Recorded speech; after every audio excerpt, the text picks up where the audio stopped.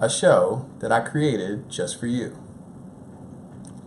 I'd like to introduce this show as a way of you judging me, because I know you're doing that anyway.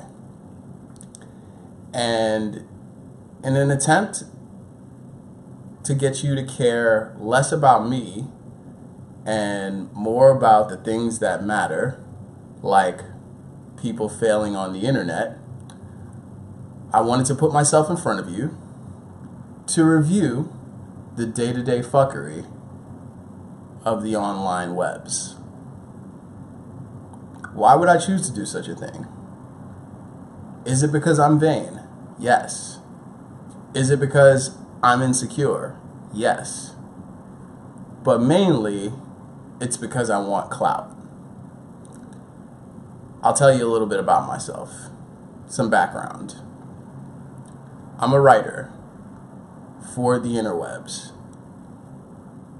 For years, more than I'd like to mention, I've written on blogs and websites with things like pop-up ads and social media sharing buttons. I've also worked as a social media manager for some major outlets. So some might call me an expert, and those people would be mistaken. What I really am is a person who likes to tell stories and to find the irony in world events. Because, like me, human beings are stupid and we need lots of approval. And that actually takes us down a road of doing embarrassing things and saying exactly the opposite of what we mean. And honestly, I felt like I hit kind of a wall, and not like a creative wall. It's always been pretty easy for me to be creative, to be honest with you. I always have tons of ideas, and I'm always writing stories, and I'm always cracking jokes with some of my favorite people. So it's not like I ever felt like I was stagnant in any job. You know, there were years where I definitely had some trouble finding jobs, but there were also years where I could make jobs for myself by just using some ingenuity and tapping into my social network for people who I hadn't yet disappointed. But yeah, I mean, I really love telling stories, and what I found was on the internet, most of the stories that did well over time were ones that kind of explained either a strange phenomenon or they reaffirmed some belief system that people have. And I always found that intriguing. I think people are at a really great crossroads in history. And not just because there are 50 articles a day that talk about millennials and how we use social media. I think we're actually at a good point in history because we're starting to really feel each other. And no, I don't mean feel each other like physically feel each other. I mean when the robots are a huge part of our existence, like our pleasure, like our expectations, and they will be. Like automatic and artificial intelligence is already a huge part of my life, and it's a part of yours too, whether you'd like to admit it or not. But when they become an even bigger part of our lives, I feel like human emotion is going to be really important for us to be able to distinguish from some of the sensations that robots can give us. And, you know, if you're an adult person, there are sensations, you know, that robots can give you that might even do better than what a human could give you. So Cash Rules is my show about things to remember on the internet that humans did. And I actually had a funny story, and it has to do with my career, but it kind of has to do with like the memory of the internet in general. And I told you a little earlier that I've written for a few publications now, and I've written things that barely paid me anything, but that were important to me and that I liked and other people liked and enjoyed reading, that are just gone from the internet, like completely gone. And even when I search sites like archive.org, the Internet Archive, or the Google Cache, sometimes Google does a thing called caching links. So there's like a skeleton of the page that existed before, and it's within the Google like index. And there are 2 major sites I've written for in the last 5 years, so not very long ago, that completely closed entire sections of themselves, and they're wiped from the internet. Not to mention feature stories and op-eds that I've written on these major sites, that those sites, for their own reasons, whether it was like legal reasons or like controversy or, you know, publicity reasons or different management, they just took those down. And there are a lot of young writers who are going through a similar thing, where they will dedicate lots of time and labor, and cheap labor at that. Like, I can't wait to the moment when robots can write, because then we're gonna look back and be like, oh, remember when people were writing? That was a fun time. No one is now. But yeah, I think a lot of young writers are going through that, where they've hopped to a lot of different sites and blogging platforms to share their work. And sometimes, because that site or platform gets bought by a completely different thing, their work is gone forever. And I know I've experienced that, and I've just had to let go. I couldn't hold on to some feature that I did years ago, or you know, some video that I created, because I knew going into a lot of those situations that these places own that material. And even this that I'm recording right now will be owned by the sites that host it. So I can't get in my feelings like Kevin Durant about everything that happens on the internet. But I do want us to tap into each other's feelings a little bit more. And instead of like pointing fingers and calling out and blaming people, what I'd like to do is make the standard for my internet participation to be embarrassment and humiliation, because I've embarrassed myself a lot in life. And that's okay, because that's how I got here in front of you, this glorious living room broadcast that I have with this fancy camera. It's amazing. I'm drinking carbonated water that I made with my bare hands, because I've made it so far in life. So let's do the rundown. First of all, I want to give some shout outs. So no show is complete without shout outs, I don't think. And I want to thank all the great people who got me here. So one shout out is for Kavsky Avsky, aka Cav Cavalier, great friend of mine, really cool guy, an MC, and just creatively free. And he's always encouraged me to be creatively free as well. I want to shout out my homeboy Boamikiel, the Book of Boamix, chapter 7, verse 5, the Book of Boamizes, the Blunt Breath Brothers. That's more fun than it sounds. I want to shout out Johnson & Johnson, my homegirl Myrtle Urkel. We ain't forget about you. Big shout out to other people, because other people's money got me to everywhere I am. Big shout outs to the MAGA listeners. I know this is YouTube, so there's going to be a lot of people who are just straight up racist. And you know what? You're welcome in here too. I'm not going to be like all those other SJWs. Come on through, racists. We're going to go toe to toe, and I bet you I'll embarrass you. And I want to shout out people like Jesus and Miro. I want to shout out TK and the AM.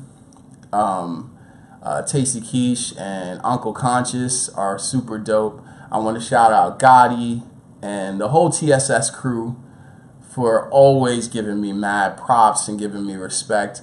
Everybody from TSS is crazy. I talk about y'all all the time. You guys are all doing amazing things, including like having babies. Like, that's way more important than anything. Like, it's cool, the other shit that you're doing, but some of you are literally pushing babies out of yourself, which is crazy to me. I'm like, why would you want a baby to come out of your genitals? I feel like I like my genitals too much. In fact, usually the way I'm sitting in front of a webcam like I am now, I'm wearing way less, right? I'm doing other things on a site called Live Jasmine. Shout out to Live Jasmine, right? Shout out to Live Jasmine, because you got me here too. Without all the stress relief that your hard-working vendors provided. Shout out to sex workers, right? This video podcast is going in a different direction than I thought. But yeah, shout outs to the people who got you here. It's super important to me. And what I want to say about this show, about this video podcast, is it a vlog? Is it a vlogcast? Right? Are we innovating? Are we making new things? Right? Is it a vlogcast? Cash rules the vlogcast. First time for everything. Is that I'm probably just going to go through my various social media pages, except Tumblr, because, you know, there's some not safe for work stuff on Tumblr that I can't always share here. Don't worry, when YouTube becomes bigger than HBO, I'm sure I can make this an adult show, and we'll look back on this fondly and be like, yeah, remember when he had to censor himself because he had to worry about 4-year-olds looking for unboxing videos? Now he can share all the porn he wants, including bloopers. But yeah, what I'll probably do is run down all my social platforms and retell my best jokes. And actually, I want to clarify something before I do that. I'm not funny, right? If you couldn't tell by the previous 6 or 7 minutes, I'm not funny. But I find irony in a lot of things, and that's cool. And irony, as I know it to be defined, is something that means the opposite of the way it's presented. So I think like a lot of great comedy is just about misdirection and unexpected things. And I follow a lot of really funny feeds and like sites and sources that I love to share. And so this is my way of bringing it all together over the sound of New York ambulance sirens. So get used to that, because I live right next to a firehouse, and it's not like they could wait 2 more blocks to turn on the siren, right? They kind of have to, like, you've met firemen. They're like, hey, we're here. Like, they're just, they're not subtle. So yeah, I want to share some of the really crazy news that comes across my eyeballs and on my screens, and my takes on them, and some of your takes too, assuming I can steal from you freely. Shout out to the Fat Jew. So yeah, I'm gonna check out my own Facebook page right now, and on that page, I'm just gonna go down and start talking about what I saw this week and what's funny about what I saw. So I'm just gonna scroll down, see what I posted, and from there we're gonna get some topics. And soon enough, this is gonna be the kind of place where you can jump in with your comments, and I'm gonna read off the comments. So hit that subscribe button pronto. Okay? So I'm just gonna keep going down, scrolling down my Facebook page. And okay, here's a big one. All right. Here's a big one. So Forbes this week reviewed Nicki Minaj's album rollout because her album's actually not out yet. So what this writer decided to do, let's click on it so we can see the writer's name. What Bryan Rolli decided to do, and yes, he is a clear person. He is not a person of hue. He's a clear person. So what this clear person did is this person took Nicki Minaj to task for her not so hot singles so far. And the title of Bryan Rolli's piece is Nicki Minaj's Queen, that's the name of her album, rollout reeks of desperation and hypocrisy. Desperation, these are strong words, Bryan Rolli. He's coming out hot. He's spraying the yopper as soon as he's got his first byline. So Bryan Rolli, who will probably be cashed at some point because of the backlash and misogynoir of this piece.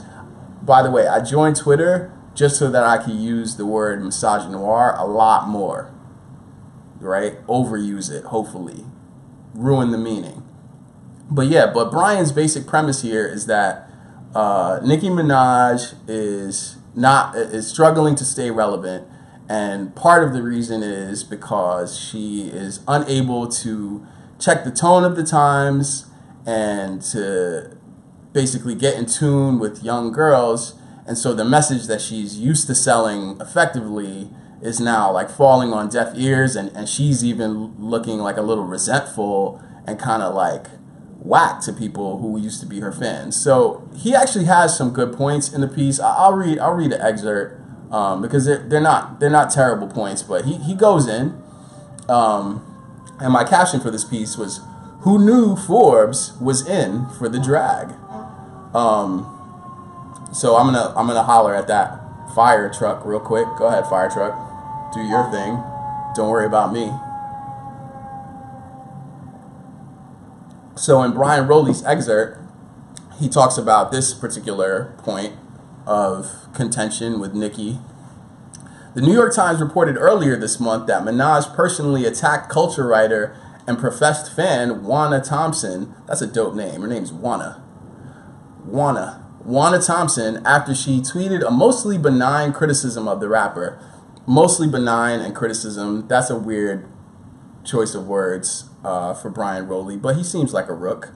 She subsequently emboldened her superfans, or quote, stans, to harass. I love how he puts stans in quotes. Like he's like trying to kind of like sneak in the lexicon of hip hop. But we see you, clear person. Want to hear some hip hop today? No, Alexa. You see her interrupting me? I told you they're going to be a bigger part of our lives. She subsequently emboldened her superfans or stans to harass Thompson incessantly and has made no public effort to quell the hate, as if artists should stop people who criticize them.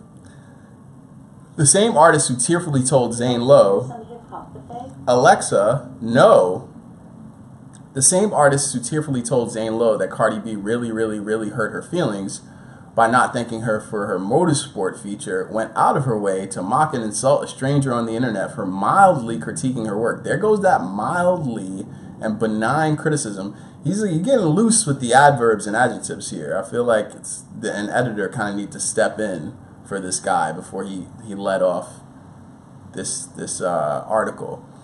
Minaj likes to tout feminist ideals and play the victim when it fits her narrative, but she resorts to petty bullying tactics upon receiving the slightest criticism.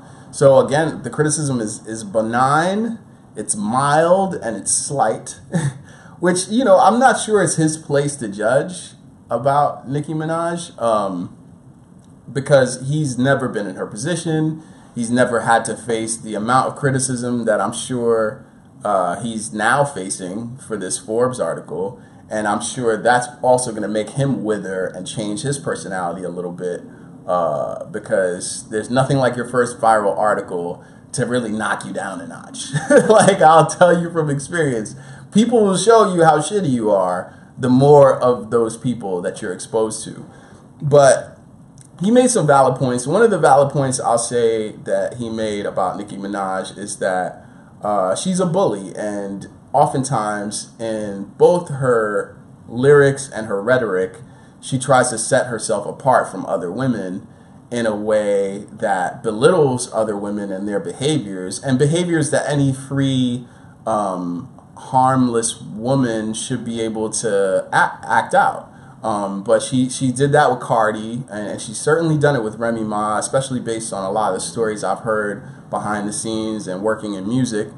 And she also went and attacked that fan. Like that was a little bit off color and beyond the pale for Nicki Minaj to call out a fan and based on her age and say essentially what a lot of artists and successful people do when they get critiqued and they feel sensitive and in their feelings about it is they go and attack that person's level of success, which, you know, it's real Trumpish. It's real Donald Trumpish.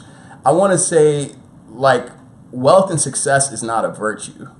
Like, it's just something you can get to. Like, when you acquire things like money, you can be wealthy and considered successful. But that in and of itself is not a virtue. And I think in this society, we often believe that it is, but it's not.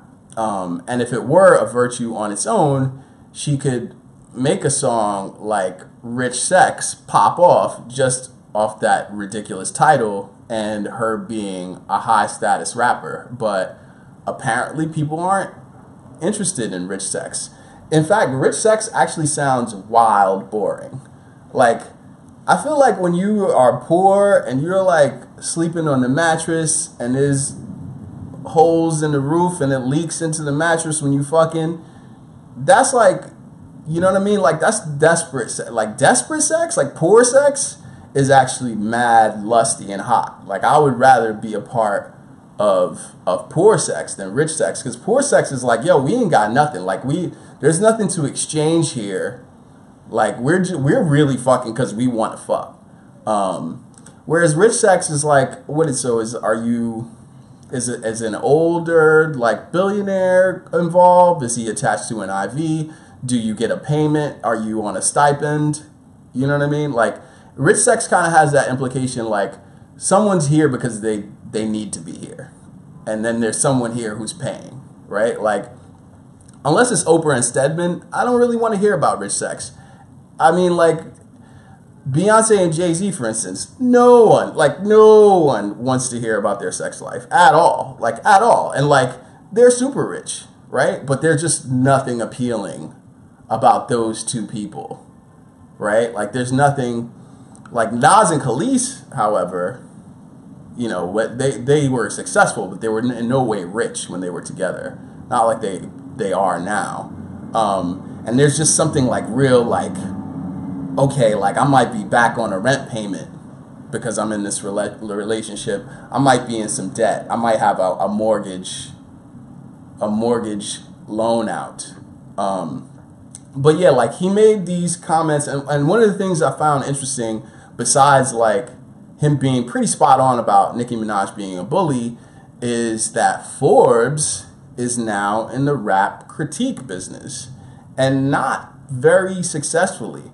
I don't think they're in a position to judge the merits of music, especially not Nicki Minaj's music. Like, no one cares what a business rag thinks about street culture's music. Like, we can't say hip hop is just for one color of people, but it's been definitely for the vast majority one class of people, and people who are trying to make it up, not people who started at the top, right? Like Drake, like, he would have you believe he started at the bottom, but Drake started out pretty well off, you know what I mean? And most of rap, 99.9% of rap, started from a lower position and had to get to a higher position. That's why it's such a really unique genre, because a lot of people can say that they experienced the lowest low in terms of poverty and the highest high in terms of wealth. And Forbes only really has experience talking about wealth. So they are distinctly unqualified to talk about hip hop, which I find ironic, right? Word of the day. And yet, here they come, guns a-blazing, into the hip-hop stratosphere with critique of one of its biggest artists. Like, maybe Nicki Minaj is foundering now, but I don't even know who Bryan Rolli is. Like, I'll take up Nicki's defense here and say, hey, you don't have the credentials. You don't have the merits to critique Nicki Minaj. What you can say is that she's less relevant and her rollout is awkward, and maybe the music is not reflecting the place in life that fans want to hear about. And that would be a more responsible and maybe even robust critique of Nicki Minaj. But what you're doing here is trying to gain clout. And for that, you're trash. Bryan Rolli. So just sit it down. You're wrong. But that brings me to another internet fave, Kevin Durant. So Kevin Durant is an NBA star who he's done a lot of great things in the NBA. I remember I was talking with my boy Meeks about like 8 years ago about Kevin Durant, and we were on one of our favorite sites. Shout out to Basketball Reference. It's a free plug. You know what I mean? If you want to get some advertising on Cash Rules, holler at me, because I stay on Basketball Reference. But I remember years ago I was on Basketball Reference and I was looking at Kevin Durant's first 3 years in the league, and he had dropped so many 40-point and 10-rebound games, like more than a lot of legends had in his first 3 years. I was like, yo, this kid is cold-blooded. Like, he's going to make bands and make a dance. Like, once he gets to the level where he can be in the playoffs, whoa, boy. And we've seen his career. He's been a star his entire career. He's been an amazing player, and he understands how to get buckets, number one. And he's also been, in large part, a humble star. But recent events, like him going to one of the best teams, already the best teams in the league, and him reacting to social media criticism of him, have made him into a kind of unlikely villain of the NBA. And I think two things. One of my homies, Merk, he put it well. He was like, I don't think Kevin Durant deserves all the criticism. And I don't think, and I agree with him, that he's insecure. I don't think Kevin Durant's insecure. I think, like Bill Simmons said, that he's the most insecure star. And Bill Simmons, it's great that he can say that, but he just says things and they don't have any credence, and he just kind of like makes that the full narrative of a player. But shout out to Bill Simmons. Check out the Bill Simmons podcast one day. If you want to hear just bluster, just like bluster from an old white guy. But Kevin Durant, I don't think he's insecure. I think he is perceptive, and he thinks about what people say about him, and if it's inaccurate, he kind of obsesses over correcting it, which is, you know, a kind of a natural human thing. And NBA athletes, because they're in such a public position, are not expected to do so. There's like this unspoken rule of decorum with athletes where they have to be like super humble and like, yes, boss, I'm so happy for your MVP awards. If I didn't have your leadership, and it's bullshit, because these guys work really hard.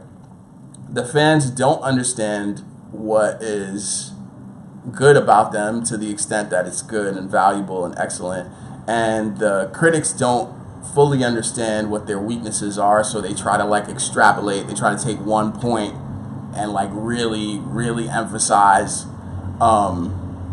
that point about the player, and it's somewhere in between. And what Kevin Durant does, Kevin Durant basically calls the media on their shit like the media gets paid to call him on his shit. And for some reason that's unfair, because Kevin Durant's successful and people don't want to hear from successful people that like, hey, you're shitty, you can't judge me, when that's largely true. Like, if I were to like run off at the mouth about Serena Williams and be like, you know what, Serena, you know what, damn it, Serena, you know, Serena, you need 25 majors at this point. You need 25 Grand Slams, and you didn't have that baby, and you didn't win a major after that. God damn it, Serena. What's wrong with you? If I ran off at the mouth to Serena, she'd have full license, like in the world of like people to other people, like one human to another human, she'd have full license to slap the shit out of me. Like to slap the monkey dog shit out of me because I'm running off at the mouth. But again, people expect athletes to be humble for no reason, basically, other than like they're athletes and they're rich, and people don't like hearing that from rich people. Like, hey, I did better than you. I did better than you in life. Like that's not an easy pill to swallow, especially because so many people are running around here insecure and projecting. And look, this show has gone on for so long, and I don't want to lose you. So I'm going to run down a couple other quick stories. First, John Wall. John Wall took his Team USA photo. He looks like the dudes in front of the liquor store on Lenox Ave, a block away from my crib. That's like, hey, young blood, hey, come here, young blood. Let me talk to you for a second. Hey, young blood, let me talk to you. And they get real quiet, and they're like, hey, let me hold. Can you let me hold? Tyronn Lue was looking like that when he reunited with LeBron James. After LeBron became a Laker, he kind of like sidled up to LeBron like, hey man, come on man, you let me hold like a millie. That was a funny moment. That was a funny picture. What are some other stories in the news? I'm going to run them down really quickly because I went through too much with Kevin Durant. The Mavericks CEO, who is a black woman, to replace the old dirty bastard black man who was touching on and harassing women, she's like, hey, you know what we're not going to do? Have cheerleaders wearing bikinis all the time for their routines. That's trash. We can do better. So she's going to put them in clothes. So whatever you think about that, I think it's pretty funny and cool. Jamaican woman talking about garbage Jamaican food at the grocery stores in Florida. That was funny. The MTA is blaming Uber for decline in people taking the subway and buses in New York, which is like, duh. Yeah, it's like I'm blaming my competition for being better than me. Stupid. You sound stupid, MTA. Man admits tricking women. He had a penis during sex. Last line of that article, it's not clear how he lost his penis. Right? That's a great headline, great last line. Like, I don't even need to know how he tricked the women. Very cool. Love it. The perfect pout is a device you put on your lips. It's like a dick pump for your lips, right? And we'll get back into that in Live Jasmine after the stream. But it's like a dick pump for your lips, and so people who want to take like duck face photos can now do so with the aid of a stupid device. How to Get Rich and Never Die Trying. Drew Millard wrote a great piece about how billionaires are trying to live forever and they're investing like big money into it, which reminds me of like when I learned first about the Catholic Church, well, like the rise of the Vatican and the Catholic Church and like the Renaissance era, and how like the richest of rich, like the kings and queens and dukes and duchesses, were like paying for vouchers to get into heaven. And this sounds like the same thing. It's like people are rich but still stupid. Zimbabwe's few female candidates face scathing abuse. So men are abusing women verbally because they're running for office in these democratic elections. And that's not going to go well because eventually women will be in positions of power. You're just going to have to accept it and stop being such a trash head about it. You're all trashticles. The day after Facebook saw a really huge drop in value to their stock, Twitter also saw a huge drop in value to their stock. And people on Twitter, like they owned it. People on Twitter were popping off on Facebook when that news first came out, and then like a day later, it's like, hey, Twitter's trash too, no one cares. So I found that funny. And then a bunch of other things. Look, it's been real. This is my first live stream. I'm probably going to share it with my friends and other people who don't care or would not watch for 30 minutes. So thank you for, if you got this far, like seriously, thank you. Hit the subscribe button. I'm going to do this often, and it's going to be fun, especially when you come in for the chat. So please hit me up. I'm going to share this on Facebook and on Twitter. You can join me on YouTube during the chat. It's going to be Fridays at 5 o'clock. Thanks, everybody. I love you and myself a lot.